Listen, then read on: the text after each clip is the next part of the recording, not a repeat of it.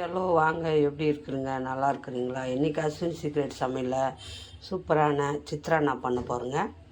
அந்த சித்ரான்னா டேஸ்ட் எப்படி இருக்குது பாருங்கள். சிம்பிளாக பண்ணுறது, ரொம்ப விரும்பி சாப்பிட்லாம், அவ்வளோ நல்லாயிருக்கும். பிரேக்ஃபாஸ்ட்டுக்கு டின்னர் கூட அந்த சித்ரான்னா சாப்பிட்லாம். பிரேக்ஃபாஸ்ட் பாருங்கள். நான் வெங்காயம் 2 நல்லா பொடியாக நறுக்கி வச்சுக்கிறேன். 3 தக்காளி எடுத்துருக்கிறேன். பாதாம் எடுத்துருக்கிறேன். இன்னும் எப்படி தாளிக்கிறதுன்னு பார்க்கலாம்.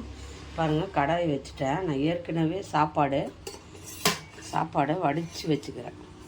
சூடாக இருக்குது, வடித்து வச்சுக்கிறேன். இப்போ நம்ம எப்படி பாருங்கள். எண்ணெய் ஊற்றிக்கோங்க. கொஞ்சம் ரொம்ப ஜாஸ்தி வேணும், கொஞ்சமாக ஜாஸ்தி ஊற்றிக்கோங்க. அப்போ தான் நல்லாயிருக்கும் சித்ரான்னா. இப்போ கடுகு போட்டுக்கலாம். கடுகு போட்டு நல்லா பொரியணும். கடுகு பொரிஞ்சிட்டோம். கடுகு பொரியுது. இது கூட நம்ம கடலப்பருப்பு, உளுத்தம்பருப்பு, சீரகம் கொஞ்சம் எடுத்து வச்சுக்கணும். ஒரு 2 ஸ்பூன் எடுத்துக்கோங்க. அதுதான் டேஸ்ட்டு கொடுக்கும். எல்லாத்தையும் போட்டுக்கோங்க. கடலப்பருப்பு, உளுத்தம்பருப்பு, சீரகம் அப்படியே கொஞ்சம் கருவேப்பிலையே போட்டுக்கோங்க. நம்ம முந்திரி போட்டுக்கலாம். முந்திரி போட்டால் இன்னும் டேஸ்ட் கொடுக்கும். முந்திரி போட்டு நல்லா வதக்கிடுங்க. அதுக்கு காரத்துக்கு தகுந்த மாதிரி நம்ம காஞ்ச மிளகா போட்டுக்கலாம். காஞ்ச மிளகா போட்டு கொஞ்சம் கலர் வரணும். கடலப்பருப்பு, உளுத்தம்பருப்பு அதுக்கு நல்லா வதக்கிடுங்க. நல்லா பருப்பு கலர் வரணும். வந்த பிறகு வெங்காயம் போட்டுக்கணும்.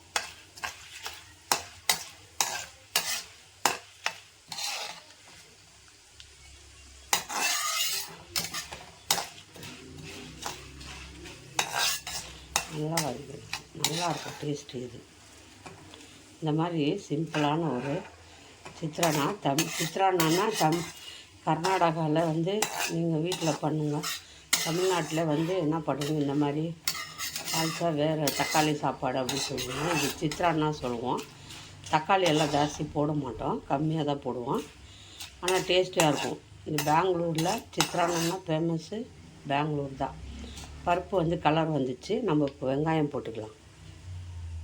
வெங்காயத்தை 2 நறுக்கி வச்சுக்கிறோம் இல்லையா, அதை அப்படியே அதில் போட்டுக்கணும்.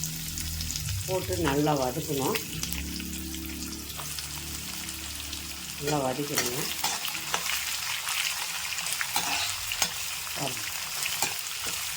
நல்லா வதக்கி வந்த பிறகு தக்காளி போட்டு நம்ம உப்பு, மஞ்சள் தூள் போட்டு தாளிச்சிட வேண்டியதான். 3 தக்காளி கட் பண்ணி வச்சுக்கிறேன். பாருங்கள், இந்த மாதிரி பொடியாக நறுக்கிக்குங்க தக்காளியை. பாருங்கள், நான் இப்போது வெங்காயம் நிறைய வெங்காயம் போட்டுக்கோங்க, நல்லாயிருக்கும் டேஸ்ட்டு. நான் 2 வெங்காயம் பெரிய வெங்காயம் கட் பண்ணி வச்சேன். நல்லா வதங்கிடுச்சு. சூப்பராக வதங்கி போச்சு. இப்போது இது கூட நம்ம மஞ்சள் தூள் போட்டுக்கலாம்.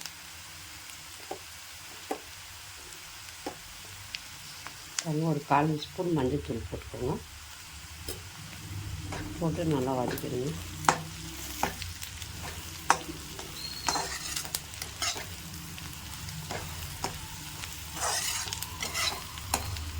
பச்சை வாசனை, மஞ்சள் தூள் வாசனை போகணும். நல்லா வதக்கிடுங்க. வதக்காச்சு. இப்போ நம்ம தக்காளி கட் பண்ணி வச்சுக்கிறோம் இல்லையா, அதை அப்படியே போட்டுக்கோங்க. தக்காளியை அப்படியே போட்டுக்கோங்க. தக்காளி அப்படியே போட்டுக்கினேன். அது கூட நம்ம ரைஸில் உப்பு போட்டுக்கிறோம், ரைஸில் சால்ட் போட்டுக்கிறோம். கொஞ்சமாக சால்ட் போட்டுங்க. தக்காளி கரைச்சிட்டாரு போட்டு நல்லா வதக்கிடுங்க. இந்த தக்காளி நல்லா மெல்ட் ஆகணும். உள்ளே ட்ரை ஆகணும். அதுக்கு நல்லா வதக்கிட்டு நம்ம அது கூட கொத்தமல்லியை போட்டு நல்லா சித்ரான்னா தாளிக்கணும். அவ்வளோதாங்க, ஈஸியான வேலை இது. நல்லா வதக்கிடுங்க. தக்காளி நல்லா பச்சை வாசனை போய் கரைஞ்சி வரும். பாருங்கள், இது நல்லா வதங்கி வருது பாருங்கள். எண்ணெய் பிரிஞ்சு கொஞ்சம் இஞ்சி பூண்டு பேஸ்ட்டு, ஒரு 1/4 ஸ்பூன் இஞ்சி பூண்டு பேஸ்ட் போட்டுக்கோங்க. நல்லா டேஸ்டியாக இருக்கும். இஞ்சி பூண்டு பேஸ்ட் போட்டு நல்லா வதக்கிடுங்க. தக்காளி எல்லாம் கரைஞ்சிச்சு பாருங்கள். இஞ்சி பூண்டு பேஸ்ட் போட்டிங்கன்னா நல்லா கம்மங்கம்மான்னு பிரியாணி கூட தோற்று போயிடும், அவ்வளோ டேஸ்டியாக இருக்கும். நல்லா வதக்கிட்டு தக்காளி எல்லாம் கரைஞ்சிட்டு இன்னும் ஒரு 5 நிமிஷம் நம்ம இதை நல்லா வதக்கிக்குவோம். நல்லா வதக்கிட்டு ரைஸை போட்டு நல்லா மிக்ஸ் பண்ணுறதாங்க. அவ்வளோதாங்க, சிம்பிளாக இந்த மாதிரி பண்ணி கொடுத்தீங்கன்னா பசங்க லஞ்ச் பாக்ஸை காலி பண்ணிடுவாங்க, அவ்வளோ விரும்பி சாப்பிடுவாங்க. சரிங்களா? சிம்பிளான ஒரு சித்ரான்னா, பெங்களூர் ஸ்டைலில் ஒரு சித்ரான்னா. கொஞ்சம் ஒரு 4 ஸ்பூன் இஞ்சி பூண்டு பேஸ்ட் போடணும், அவ்வளோதான். நல்லா பாருங்கள், வாசனையாக இருக்குது. 2 நிமிஷம் வதக்கிட்டு ரைஸ் போட்டு மிக்ஸ் பண்ணிக்கலாம். போட்டுக்கலாங்க. அவ்வளோதான், ரைஸ் வடித்து வச்சுக்கிறேன் பாருங்கள். சூடான ரைஸை போடணும், அப்போ தான் ரொம்ப டேஸ்டியாக இருக்கும்.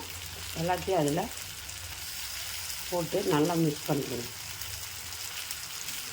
மிக்ஸ் பண்ணிவிட்டு காட்டுறேன் பாருங்கள். சித்ரானை தாளிச்சாச்சு. நல்லா ஒரு சூப்பரான டேஸ்டியான ஒரு சித்ரானை ரெடி பண்ணிட்டு பாருங்க. இந்த மாதிரி செஞ்சு கொடுங்க, பிள்ளைங்க நல்லா சாப்பிடுவாங்க விரும்பி. ஸ்கூலுக்கு அவ்வளோ விரும்பி சாப்பிடுவாங்க, அதே கேட்பாங்க எப்போவுமே. அவ்வளோ டேஸ்டியாக இருக்கும். மறக்காமல் இந்த மாதிரி செஞ்சு பார்த்து லைக் பண்ணுங்கள். சூப்பரான டேஸ்டியான ஒரு சித்ரான்னா ரெடி ஆயிடுச்சு. அவ்வளோதாங்க.